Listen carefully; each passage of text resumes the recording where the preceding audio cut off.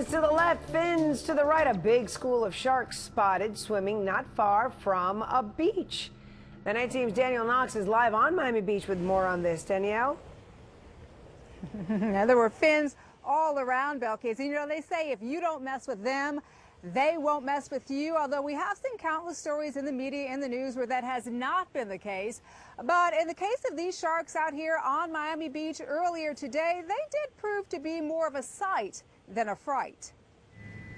Just another day at the beach, and then... I don't know if you can make it out or not. I'm showing you sharks, a whole bunch of sharks. Sharks, and more sharks. As Ralph Rayburn showed us, the shark spotted about 50 yards off Miami Beach Monday seemed more interested in moving along than moving towards beachgoers. There's the beach, there's people in the water right there, and they're right there. Well, first of all, this is a completely normal event. I mean, what we have out there are likely black-tip sharks, spinner sharks, maybe even tarpon. Dr. Mahmoud Shivji, director of the Nova Southeastern University Guy Harvey Research Institute, says this is an annual migration that happens every year, down in the fall, back up north in the spring. The sharks swam offshore between 45th and 50th Streets, while some watched from shore. Swimmers and jet skiers seemed either unknowing or unbothered by their temporary neighbors.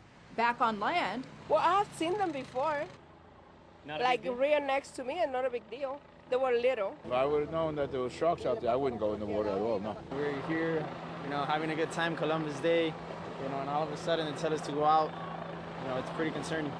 These sharks, they eat fish. They don't eat people. And while statistics do show an increase in shark attacks over the years, keep in mind, researchers also say you're 30 times more likely to be struck by lightning than bitten by a shark. Sharks don't have hands to feel, and so they feel with their mouths. But it's a very infrequent event in terms of encounters with sharks, and there's really nothing to worry about, except that, you know, if you have over 100 sharks 50 feet from the shore, then you should probably, it's a good idea to stay out of the water.